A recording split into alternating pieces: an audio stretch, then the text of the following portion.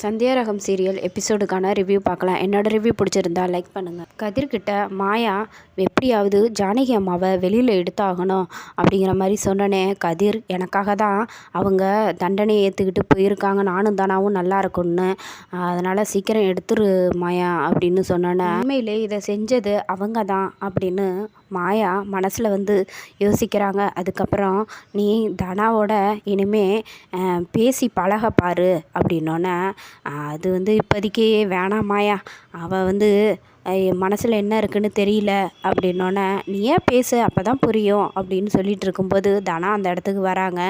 என்ன ஏதோ அம்மா பற்றி பேசுனீங்களே, என்ன வெளியில் எடுத்துருவியா மாயா அப்படின்னு தனா கேட்டோன்னே, கண்டிப்பாக நான் பெரியம்மாவை வெளியில் எடுத்துருவேன், நீ ஒன்றும் கவலைப்படாத, நான் வக்கீல்கிட்ட பேசியிருக்கேன், எப்படியாவது குரு இருக்கார்ல அவரை வச்சு ஜாமீனில் எடுத்துடலாம் அப்படிங்கிற மாதிரி சொன்னோன்னே, சரி நீங்கள் 2 பேரும் பேசிக்கிட்டு இருங்கிற மாதிரி மாயா கதிரியும் தனாவையும் விட்டுட்டு அந்த இடத்த விட்டு போகிறாங்க.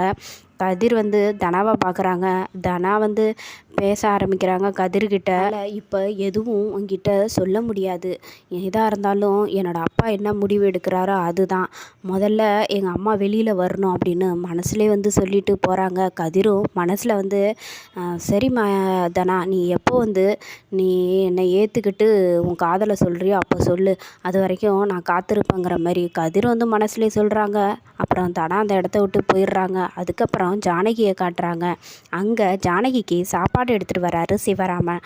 என்னது சாப்பாடு எடுத்துகிட்டு வந்திருக்கீங்களா அப்படின்னு ஜானகி கேட்டோன்னே, ஆமாம், 2 பேரும் வீட்டில் பத்மாவும் பார்வதியும் தான் செஞ்சு கொடுத்தாங்க, என்ன ஒன்றுன்னா ஏதோ அவங்க ஒரு பிளான் வச்சுருக்காங்க போல இருக்குது, இந்த சாப்பாடை கொடுத்து உங்ககிட்ட கொடுக்க சொல்லி என்னை வீட்டை விட்டு சொல்கிறாங்க, அவசரமாக என்னை வேற கிளம்ப சொன்னாங்க அப்படின்னோடனே, ஏதோ பிளான் பண்ணுறாங்க அப்படின்னு சிவராமன் சொல்ல, அதெல்லாம் ஒன்றும் இல்லை, எல்லோரும் நம்ம குடும்ப ஆள் தானே, அப்படியெல்லாம் எதுவும் இருக்காது, நல்ல விதமாக தான் சாப்பாடு கொடுத்துருப்பாங்கன்னொன்னே, இல்லை எனக்கு என்னமோ டவுட்டாகவே இருக்குது அப்படின்னு சொல்லவும் அந்த இடத்துக்கு வக்கீல் வராரு. அவர் சிவராமன்கிட்ட சொல்கிறாரு, நாளைக்கு ஜட்ஜி அம்மாட்ட இவங்க ஜானகி ஜாமீனுக்கு கேட்க போகிறேன், அப்போ இவங்க கதிர்காக தான் இதை நான் ஏற்றுக்கிட்டேன் அப்படின்னு சொல்லணும், அப்படி மட்டும் சொல்லிட்டாங்கன்னா ஜாமீன் ஈஸியாக வாங்கிடலாம் அப்படிங்கிற மாதிரி சொன்னோன்னே, சரி நீங்கள் இருங்க, நான் போக வேண்டி இருக்குது, அவசரமான எனக்கு வேலை இருக்குதுன்னு சொல்லிட்டு சிவராமன் அந்த இடத்த விட்டு போயிடுறாரு.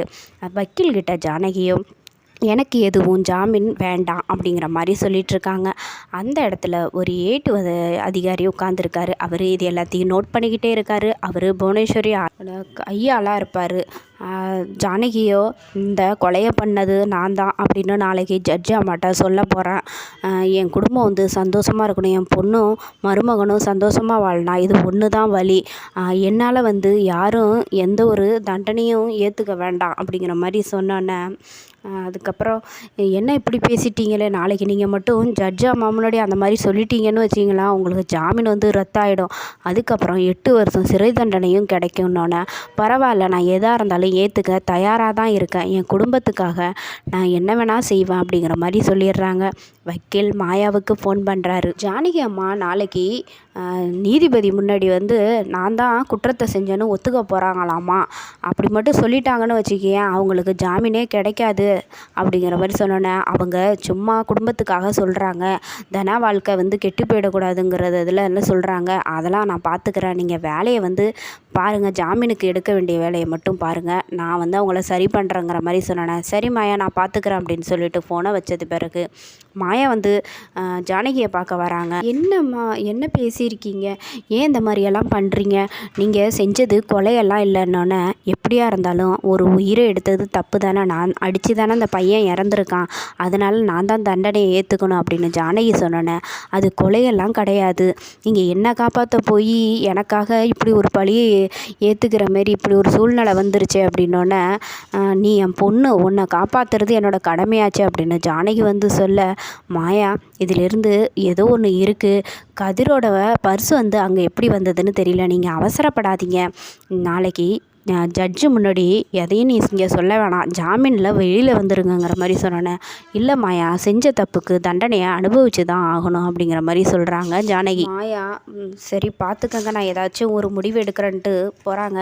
அப்போ குருவரன் வெளில வராரு. அவரை பார்த்தோன்னே, மாயா நான் கேள்விப்பட்டேன், இப்போ தான் வக்கீல் ஃபோன் பண்ணார், ஜானகி அம்மா வந்து குற்றத்தை ஒத்துக்க போகிறாங்களாம்ல அப்படின்னோடனே, என்ன பண்ணுறதுன்னு எனக்கே தெரியலங்கிற மாதிரி சொல்லிட்டு மாயா போகிறாங்க. அங்கே புவனேஸ்வரி வீட்டில் கார்த்தியை கூப்பிட்டு, நீ இங்கே இருக்காத, கேரளாவுக்கு முதல்ல கிளம்பு, நாளைக்கு ஜானகிக்கு ஜட்ஜு முன்னாடி தீர்ப்பு கொடுக்க போகிறாங்க, அவள் குற்றத்தை ஒத்துக்கிட்டாலாம், இப்போ தான் எனக்கு அதிகாரி வந்து ஃபோன் பண்ணி சொன்னார், அதனால் ஒரு 3 மாதத்துக்கு நீ யார் கண்ணிலையும் படக்கூடாது, அவளுக்கு தண்டனை கிடைச்சது பிறகு நான் பொறுமையாக கூப்பிடுறேன் அப்பாவா அப்படின்னோடனே, இல்லை தனா அப்படின்னு கார்த்தி சொன்னோன்னே, தனா வந்து உனக்கு தான் கல்யாணம் பண்ணி வைக்கிறேன், கொஞ்சம் பொறுமையாக இரு, நீ நான் சொல்லிட்டேன், என்னோட தெரிஞ்சவங்க வீடு தான், நீ அங்கே போய் இருந்துக்கலாம், ஆனால் வந்து யாருக்கும் தெரியாததுபடி நீ போகணும் அப்படின்னோடனே, உடனே லிங்கம் வந்து இனிமேல் எந்த பிரச்சனையும் இல்லை, கார்த்தி தம்பியும் ஊருக்கு போயிடுறாரு, அதனால் ஜானகி கண்டிப்பாக தண்டனை அனுபவிக்க போகிறா, இப்போ தான் எனக்கு சந்தோஷமாக இருக்குன்னொன்னே புவனேஸ்வரி ரகுராம் ஜானகியை பிரிஞ்சு தவிக்கணும், குடும்பமே வந்து சுக்குநூறாக உடையணும் அப்படிங்கிற மாதிரி சொல்லிகிட்டு இருக்காங்க.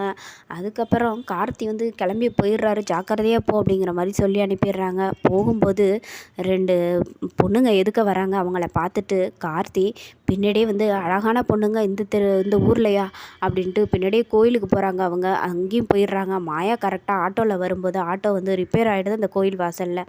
சரி நம்ம போய் சாமி கும்பிட்டு வரலான்னு உள்ளே போகிறாங்க. அப்போ கோயிலை சுற்றி வந்துக்கிட்டு இருக்காங்க பக்தர்கள்லாம். அப்போ கார்த்தியோட அந்த கர்ச்சீஃப் கட்டிட்டு மறைச்சிட்டு போகிறாரு. அந்த கர்ச்சீஃப் வந்து கீழே விழுந்துருது. மாயா வந்து கார்த்தியை கோயிலில் பார்த்துடுறாங்க. ரொம்ப அதிர்ச்சி ஆகிடுறாங்க.